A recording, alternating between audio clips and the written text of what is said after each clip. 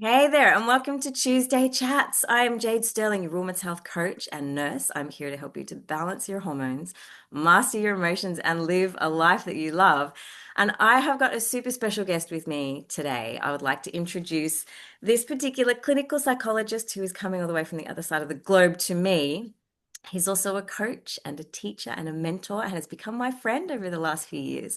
I'm Yes. so proud to say I would like to introduce Dr. Paul Jenkins. Hello and welcome, and thank you so much for Uh, joining me.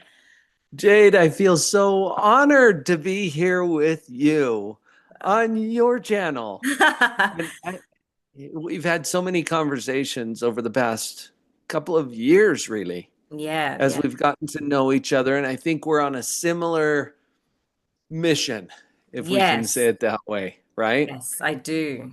Yeah, I To do. help people create and live a life that they love. And it's just not about their circumstances as much as they think.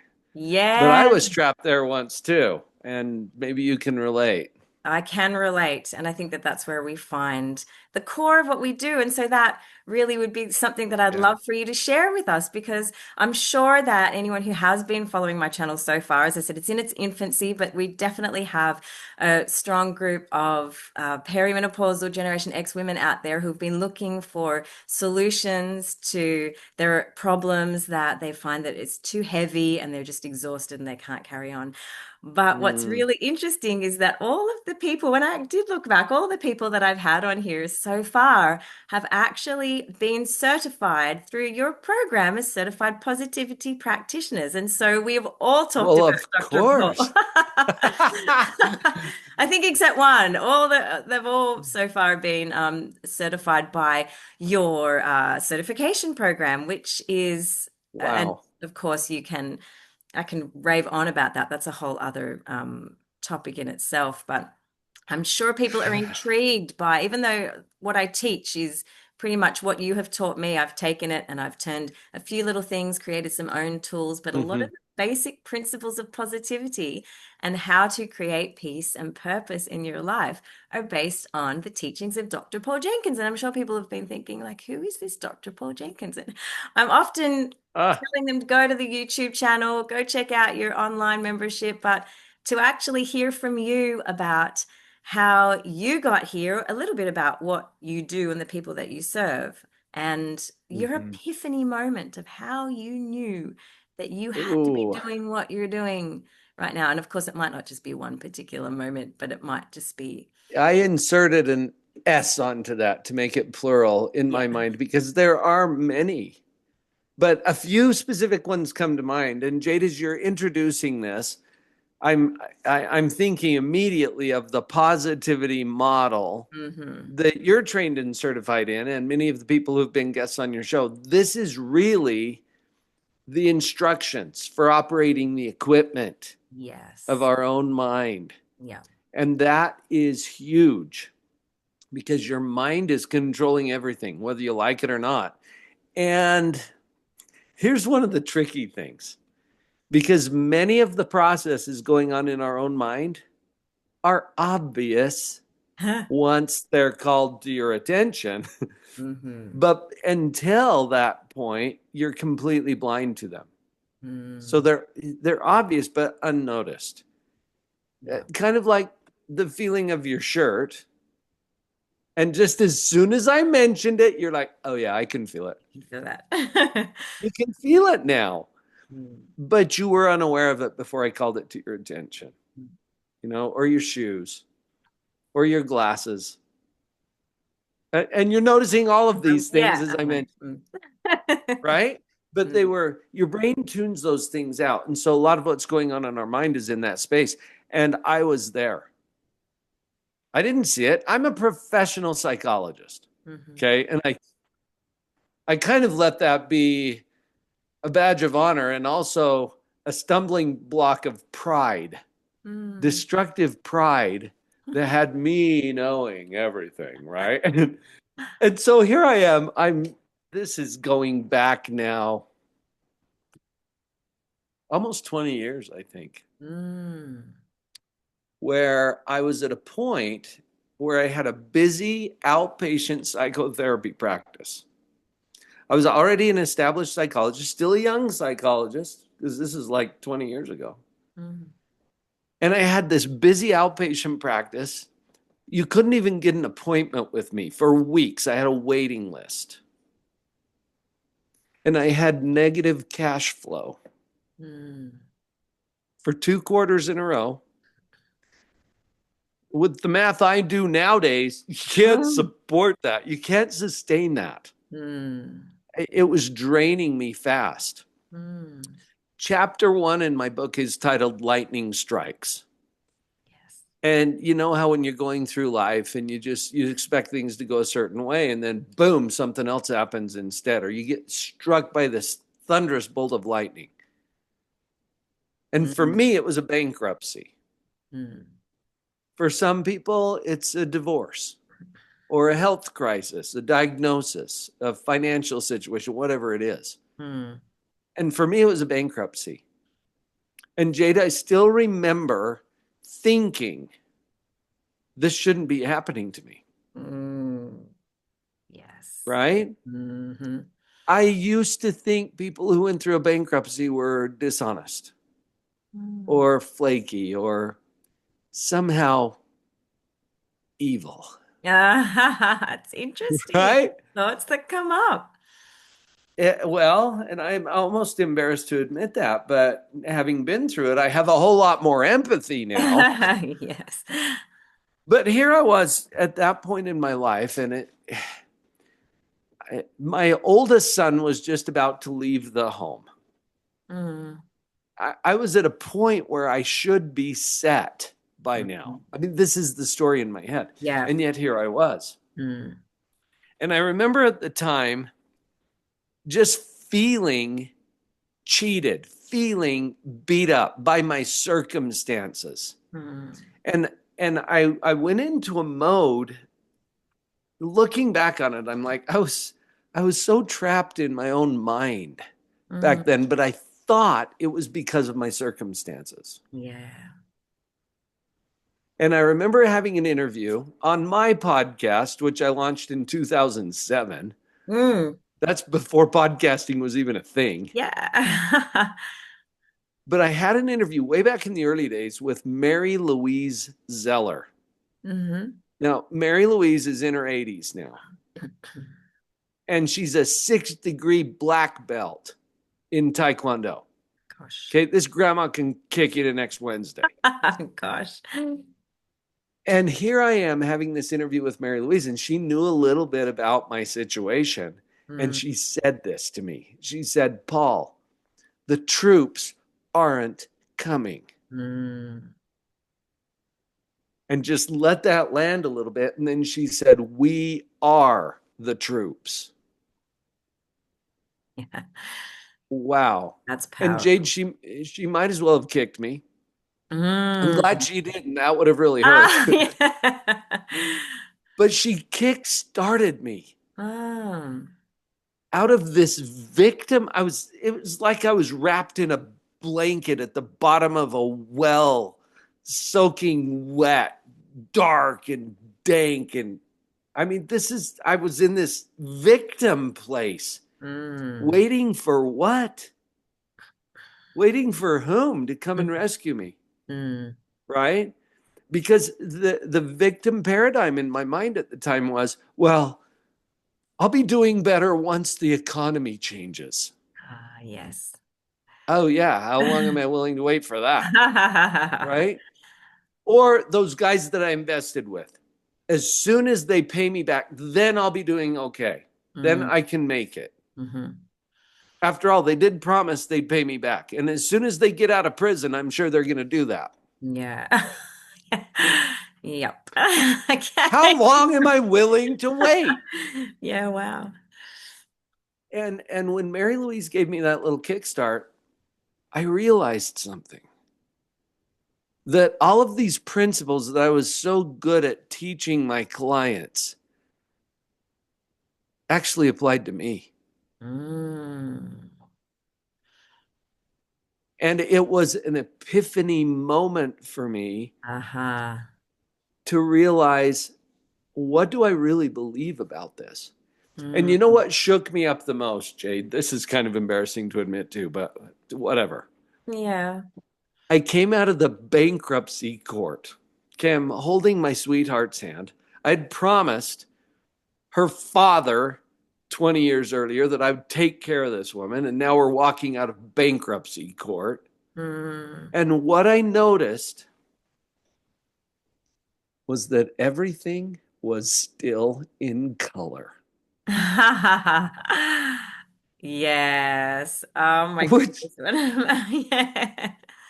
I don't know why that surprised me. I don't know what I was expecting, like some old 20s black and white movie, everybody walking around dressed in black trench coats. I don't know. Mm. But no, it's in color. Birds are singing. There's a breeze in the trees. Yeah, yeah. That's And it was probably the best thing that could have happened to me. mm. I wouldn't have said that at the time. Yeah, absolutely. Right? Because it stings when lightning strikes, when things don't go the way that you expected them to. But what the reason it was such a powerful epiphanal moment for me is because I got to test something that I have come to truly believe. Now, I knew this in an intellectual level before, Hmm. but this is what dropped it from my head into my heart. Yes. And that is that circumstances are neutral. Mm. How we feel is driven by our story about those circumstances. Yes.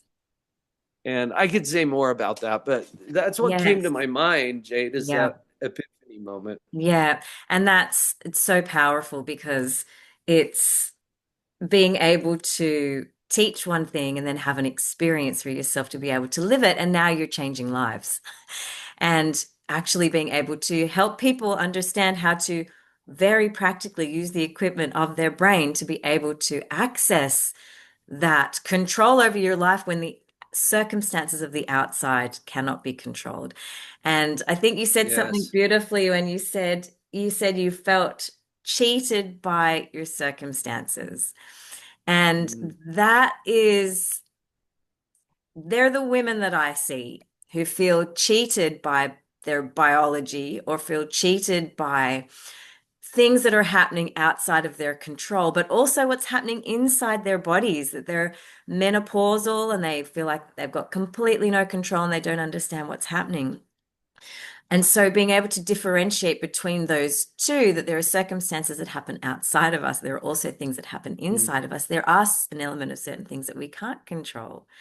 But what can we control, and how does the equipment that we already have that is so powerful in our brain support what is happening with the circumstances that you said are neutral? And so I do find that if that is the yeah. most powerful statement, that you are right to be able to look at what is happening in its neutrality and then realize that it is what our brain is doing that decides whether something is good or something is bad. And then that Right. is what we feel. And then that's how we show up. So thank you for sharing all of that too, because it is through our hardest times that we do find. I was talking to I was talking to Randy Sparks last week and about finding I the love Randy. awful in the awesome.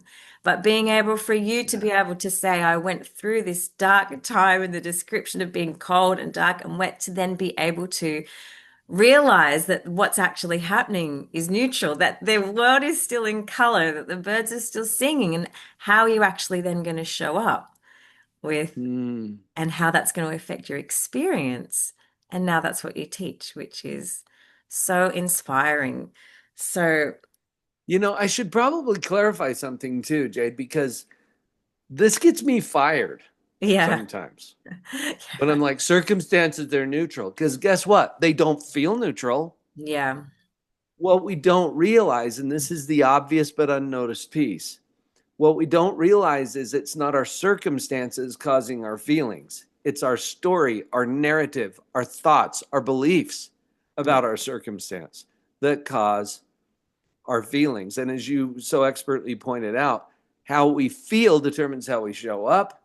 How we Hmm. show up creates our results, and those become our new circumstances. Yes.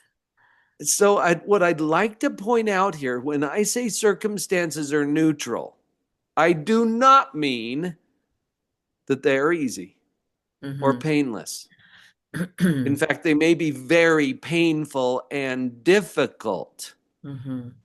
Neutral simply means, and I'm going to refer to a model, okay, the positivity model. It is what it is. Hmm. It could always be better, it could always be worse. Yeah. That makes it, by definition, neutral between better and worse by our own judgment. Yes. Yes, I love that. And this is why I use the model in so many different ways and forms, because sometimes when people are saying, oh, but things that happen like outside of me that I can't control, like my finances or the economy or whatever things that are Mm, happening. mm, But I have something like polycystic ovarian syndrome, or I have something like, I'm perimenopausal, but with an extra added complication for some other biological issue that's happening. This is right. internally, right? This is a circumstance that is happening internally, but I still feel that by using the model and plugging it into the model, it said, okay, so the story is PCOS, polycystic ovarian syndrome. That's the story. It could always be better. It could always be worse. It's how you're going to choose to show up in your story as the victim of your story, where it's happening to you, or is that particular circumstance, it could still be a circumstance, even if it's happening internally. Can it be Yeah. the quest where you are the hero of your story?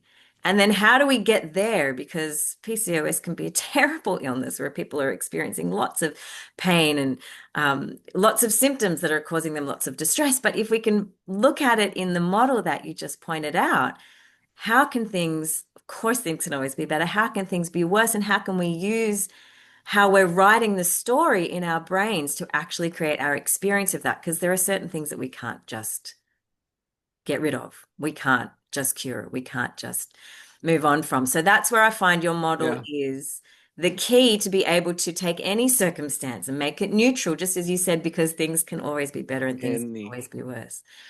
any circumstance. My son and I were both diagnosed with cancer. Wowzers. Okay, now my cancer was malignant. Mm. His cancer was a bigger problem. How? Mine happened the More. year before he was born. It was the most malignant form of skin cancer. It's called melanoma, Ah, yes. It's a nasty one. and it kills people. Mm. I caught it early. We removed it surgically. Didn't even have to do radiation or chemo or anything else. Mm-hmm. Done. Okay. My son's cancer, stage 3B sarcoma in his thigh, Ooh, nasty. 18 months of brutal treatment, chemo, radiation, surgery. His last set of scans showed no evidence of disease. Amazing. Now, what? Amazing that my son was diagnosed with cancer? What are you talking about, That's Jade? right. Oh, goodness me. Okay, so see how our brain does this. Uh-huh. And that's my job, is to illuminate the obvious. Hmm. It is what it is. And Yeah. my diagnosis, his diagnosis, it is what it is. What are you going to compare it to? This is Mhm. bad. This is good. You just said that's amazing. And I felt the energy, Jade, of you celebrating my son's cancer. Oh, God. No, you were comparing it in your mind to something far worse, because you could imagine the father of 5 of my grandkids dying at the age of 34. Mm. Couldn't you? Hmm. And compared to that, look, it is what it is. It could be a lot worse. Compared to that, I'll take this. This is awesome, Yeah. right? But Yeah. compared to no diagnosis, well, this sucks. Yes. And I use that example to invite everyone I can reach now, including your precious viewers. Thank you for being here, you guys. To notice it. I am not here to tell you how to think. I do invite you to notice that you are Mm, thinking. yes. And the way you think matters. This is one of those obvious but unnoticed things. I call it metacognition. And Jade, you're familiar with that term. Hmm. It basically means thinking about thinking. And as I invite you to notice that you are thinking, you're doing the metacognition. You're thinking about your thinking now. I'm calling this bad. This diagnosis, this divorce, this life circumstance, this financial issue, whatever, I'm calling it bad. And Mm, it is bad. When we compare it to something better, we feel really bad about it. hmm. Yes. This is the direction of the comparison here, right? When I take what it is and I compare it to something better, I feel worse about it. Yeah. When I take that same what it is without changing it and I compare it to something worse, I'm like, no, this is good. I, I'll keep this, thank you. Right? Even if it's cancer or Yes. those other fancier diagnoses that you threw out just a few Yeah, minutes yeah, ago. sorry. In that women's health field. But tell me, Dr. Paul, how can we really access that part of our brain to be able to actually open to the possibility that something like that can be good? Yes. How do we You're reach accessing it in? right now because I just invited you to think about your thinking. Yeah, right. Of course. But here's and awareness precedes choice. Oh, I Let me love say that that. again. Awareness. Awareness precedes choice. Love that. Until you see it as a choice, it's not. Mm-hmm. And you will roll with your programming. Programming is strong. It's just like speaking English, which do you notice that we're doing that in Now this that moment? you've said it, I'm It's aware. kind of a mixture between Australian and American, Yeah, not truly English, true. right? Yeah. But you and I understand each other, and we didn't even confer before the show Mm, about what language are we going to speak. mm, We just kicked into our programming, yes. and people programmed me to speak English that didn't even give me a choice. They Mm, just programmed me, and it's powerful. Okay, that's the language my brain wants to use. I'm fluent also in Finnish, and I'm becoming more conversant now in Spanish. You can train yourself to speak another language, but it's not going to feel natural to you. okay.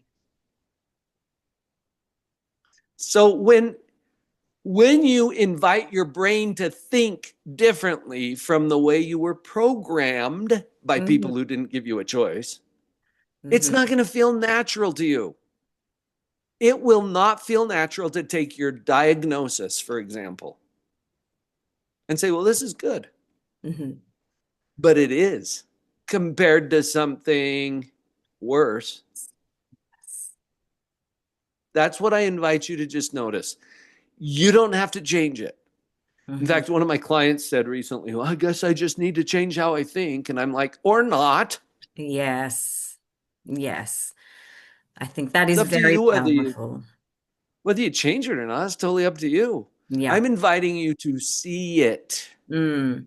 be aware of it because awareness precedes choice. Yes, I love it. I actually was talking to a mum the other day, and she had this particular situation that she was away from her baby, and her drink was actually spiked, and she ended up in hospital.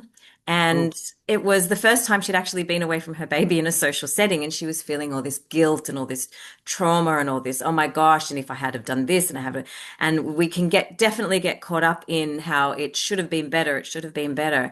And in that yeah. situation, she couldn't and almost didn't want to be okay with that. She was like, I just can't, I can't see anything that's good about that. And I said, "But it's actually okay to recognize that that was not an ideal situation, that was not helpful, that did not serve you, that is okay. I mean, this is also, there are some thoughts we want to keep, right? They help us to create our morals and our ethics and our values to be able to say that is not okay as well. That is another way to look and think. But at the same time, what we want, I think, is peace.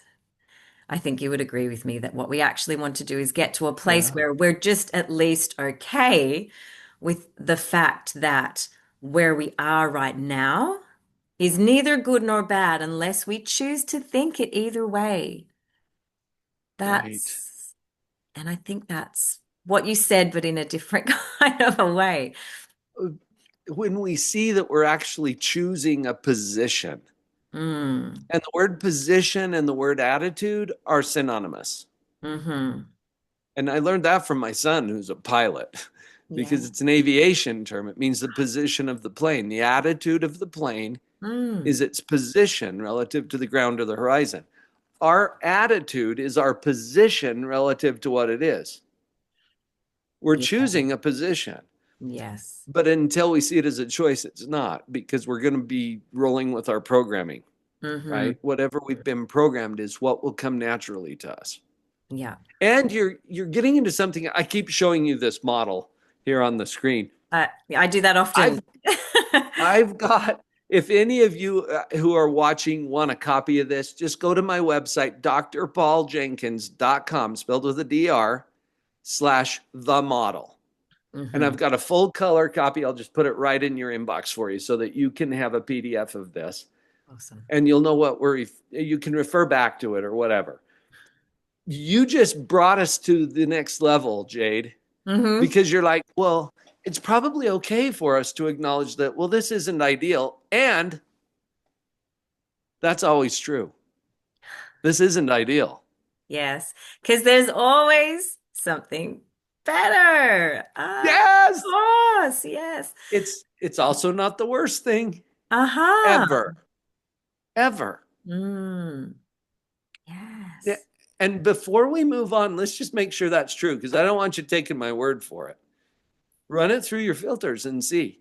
Mm. No matter what it is, it could always be worse. Is that true? Mm. Yes. From your experience, you can go into worst case scenario, then there is always a worst case scenario.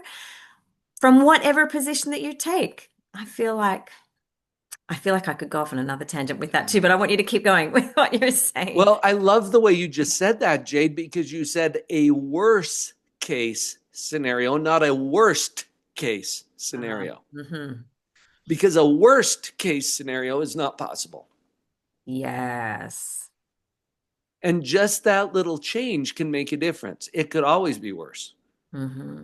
Whatever you think is the worst case scenario, and some people say this is the worst thing that could have happened. No, it's not, because you can think of ways it could be worse. Mm. And I even get some pushback on that. But just whatever that worst thing is, just Mm-hmm. add one of your loved ones to the casualties list. Yes. It just got worse, didn't it? Mm-hmm. Yes. Yeah. Okay. So we don't have to spend a lot of time there. We just need to realize it could always be worse. Now, is that true the other direction? No matter how good things seem, it could always be better. Yes. Is that true? Yes. In multiple ways of being able to look at the options that are available. I believe so. Yes. Now Mm. you just used the word options, Uh-huh. which suggests that we're changing modes from evaluation now Mm-hmm. into creation, because your brain has to do this too. You can't turn this off any more than you can turn off evaluation. Yes. It's your brain's job to do both of these. And so you're going to take what it is, whatever it is, and you're going to move forward into whatever's next. Mm-hmm. Is that fair? Yes. Mm-hmm. What is to be doesn't exist yet. We haven't created it yet. So the only place it really exists right now is in our imagination. Mm. And you know darn well you can imagine something better because you've been torturing yourself over not being there. Yes. Right? Yeah, right. But when we go to creation mode, we have to be able to imagine something before we can actually go create it. Hmm.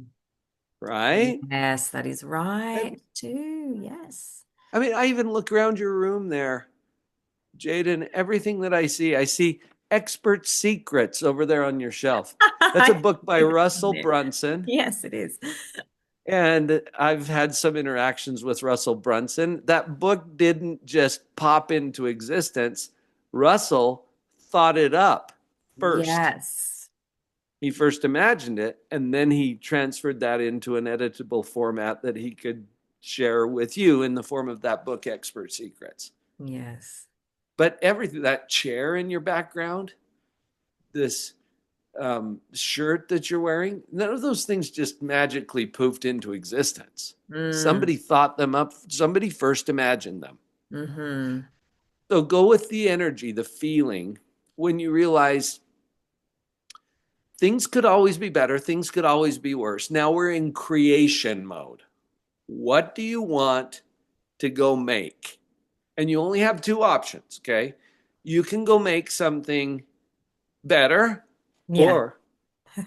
or something worse. I But you want to remember think about it for a minute, or are you pretty much clear on what you want to go make? I remember in our training you gave us the option to just go and you've got half an hour to make your life as bad as possible or make yourself as miserable as possible or just go out there Go make and it worse. make it worse. And I remember because there was no prelude to this and I wasn't familiar with your work at the time and I thought, "Oh, but I could think of all the things I could do." It was quite easy. I'm like, "Oh, well, I could go home, I could say this to my husband, I could go home and I could kick the dog. I could go home and I could do all of I could these go other home and things light it that on fire. that's right. And then twisting it or just giving us the spin to say, okay, if that was easy, can you do it the other way around? Can you actually think of how ways that you can make your life better and go forth and do that? And that for me was such a light bulb moment. I was like, oh, Mm, that's when you realize that you have the choice and you are yeah, creating anyway. Just as you said, like we are creating our own lives. And that's where we can take back the control in that aspect to be able to say, well, I'm right. going to go forth and choose, do something worse, do You something. know what? The only starting place we have is what it is. Yes. So maybe I've got a diagnosis. Maybe I'm in a bankruptcy. Maybe that is my circumstance. I'm not arguing with that. And remember, I'm not saying that it's easy or pleasant. Mm, I'm saying it's neutral. You get to a place of peace. Let's go back to that word that you said earlier because people want to have peace. This green arrow down here on the bottom is peace. mm, When we see what it is as something that we are energetically aligned with, that I'm good here now, the way things are without changing anything, mm, I feel peace. Now, with that energy, we're going to creation mode. What are mm. we going to create? And when you imagine, just picture this for a minute. When you imagine or predict or expect, because you don't know, by the way, how are you doing next week? Yeah. Yeah. You don't know. Ask me then. You've got something to do with it. Mm, Okay. But you've got guesses and predictions and anticipations. And when you project or anticipate that what's coming is even better than what you've already got, how do you feel? mm. Well, it makes you, yeah, keep going. That's hope. Yes, yeah. Okay, that's the word I like to capture. We've got peace here, we've got hope here. Mm, This is depression. How do you feel when you imagine or predict or expect that what's coming is even worse than what you've already got? mm, This is anxiety. And remember, I'm a professional psychologist. mm, I'm throwing around words like depression and anxiety. mm. But in that context, What it is. Yeah, that it is what it is. And I definitely talk about it too, as to got versions too that are clinical and others that are actually emotions that serve a purpose that help us to be able to move through if we can Yeah. process, to a point where if you're experiencing those emotions in a point where you can't function, you can't brush your teeth, you can't make your lunch, you can't care for your kids, that Mm. tips it to a scale, I suppose, where it's more of a clinical situation where we're looking more at medical intervention and things that are on that end of the spectrum. Whereas what I think you're talking about is how to still use those as emotions to be able to get awareness of those and then to be able to learn how to move through them and still function in your daily life. Would you say, because that's I kind of don't trying to differentiate too between the extremes of clinical anxiety and anxiety as a normal, healthy human emotion? I don't label any feelings as bad Mm-hmm. or good for that matter. There are some that are pleasant and some that are unpleasant. But Yeah, let's take the unpleasant ones for a minute. please. And I'm going to put a very general term on this that I describe in my book, and it's called discontent. Mm. And can you see that feelings of anxiety would be discontent? Feelings Yes. of depression would be discontent. Yes. Pain would be discontent, right? Yeah. So it's this general term that I'm using to describe an unpleasant feeling. Okay. Yes. Discontent is essential to creation. Ooh. You've heard that necessity is the mother of invention, right? Yes. You don't go invent something unless there's some need for it. And Mm-hmm. in a similar way, discontent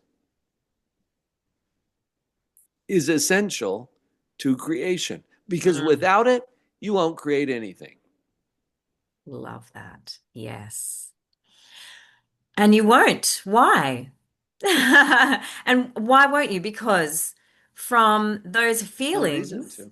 that actually tells your body what to do, but then it's up to you to decide whether you're going to create something that's better or create something that's worse. Yes. And we get into a trap, Jade, when you think about creative discontent for a minute. Mm-hmm. It's that feeling that, oh, things could be better. And they're not, Mm-hmm. right? Yeah. But the error that we make, of course, things could be better. That's our motivation to go create something that gets a little closer to that. Yes. So let's say that you have a chemical or hormonal condition, circumstance, biological, it is what it is. You're probably going to feel some discontent. Yes. Now what? Now what? Now what? Yeah. Because you're a creator. Mm. And when you feel that discontent, you've got a lot of options.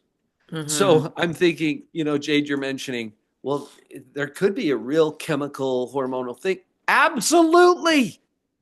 Yeah. And you're not a helpless victim. Yes. So you can talk to someone who has knowledge of hormones and body chemistry, Yeah. and you can train your brain to think differently about whatever your circumstances are, regardless of the nature of those circumstances, and Yes. then move into creation mode. And the question becomes, okay, if not this, then what? Yes. And then you employ that powerful mind of yours to move toward an upgrade. Okay, I'm going to make this better somehow. I don't Mm. even know how yet. I'm going to make this better. Mm. So, with my son, I told you about my son and his cancer diagnosis. Yeah. We employed a lot of highly skilled, highly educated professionals on our team to do everything in our power to upgrade this situation. Mm-hmm. And we did it somewhat successfully. Yeah. During the whole time, he was feeling discontent. Yes. And there were times when he worked hard on his attitude.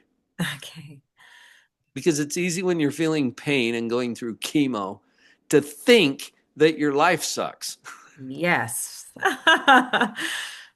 But that's when we're feeling this discontent, and we in evaluation mode, discontent means my life sucks. Yeah. In creation mode, it means I've got a project to work on. Yes. And it makes a difference, doesn't it, as to how you're thinking about it and where you're going. Absolutely. Definitely. One of the ways that really powerful way that you have taught me to be able to put myself in the best place to launch into creation mode is asking the question, what's good about this? Like, what could be good Oh, beautiful about question. this? Which Mhm. not necessarily saying what makes this awesome, because medical diagnoses and other things that we've talked about are not necessarily awesome, but what could possibly be good about this situation? I found that to be so just so important to help people dial down their nervous system, to help them get the Right. equipment actually functioning in a way that serves them in a better place, to put them in Mm, position to then move forward and think about, okay, and so if not this, then what? Then we can go forth and create something better. So I thank you right. for that. That's a really powerful question to put us in that place to be able to move us forward. Yes. As long as it's a question, Yes. because sometimes it's a statement disguised as a question. Yeah. Sometimes it's a complaint or a protest. Yes. Like, listen to the tone. Well, what could possibly be good about this? Full stop. Do you hear it's not a question? Yeah, It's absolutely. a complaint. It's a protest disguised as a question. Yes. Yeah. But if we change the energy, change the tone, watch the punctuation, use a question mark, not an exclamation point, Yes. what could possibly be good about this, Yes. or from this, or because of this? Mm, Powerful. Love that, definitely. Jade. I feel like that if everybody who has been able to have the time to listen in and watch, take that question, I think, today. And if there's something particular that's challenging for you or you're having trouble moving through, just get curious. You don't even have to answer the question, I find, Dr. Paul. It's just getting Mm, curious enough to think, what yes. could possibly be good? What could? And that helps us dial down our whole nervous system so our brain will start looking for solutions. And you find that they come to you. And then you're able to figure out how to move forward. Mm. I feel like that's such a beautiful place to end it, even though I feel I could talk to you all day and Oh, there's always more, there Jade. is. We'll have to do this again, but Yeah. unless there's anything else that you wanted to add, I feel like it's been such a beautiful conversation, Dr. Paul, and I'm so grateful for your time. Jade, maybe just to put a an emphasis on what you just said. Hmm. It matters how we judge or evaluate our circumstance. And Hmm. our programming is going to tell us, no, this is bad. There's nothing good about this. But Hmm. that question is so powerful because what it does, what could possibly be good about this? Hmm. And if nothing else, it's not worse. That's a good thing about this, right? But also, who have I met? What have I learned? What resources have come into my world? What podcast am I listening to that I wouldn't be listening to if I didn't have this pain? Uh-huh. Whatever it is, that puts you in an energetic mode that you are going to take to creation mode. Yes. This is the currency. And so getting yourself in a position of peace, gratitude, getting good with what it is positions you best to go upgrade it. Yes. And that will change That's your good life. news. Yeah, it is. It's good news that will Yeah, change your life. Amazing. Thank you so much for sharing all that with me, Dr. Paul. It's just wonderful to talk to you. And I really you're feel welcome. that people can go out there now and create your own path and own it and create your own peace. And go do it and go check out Dr. Paul's Yes. channel, Live on Purpose TV, and the podcast, Live on Purpose Radio. And we'll see you next time.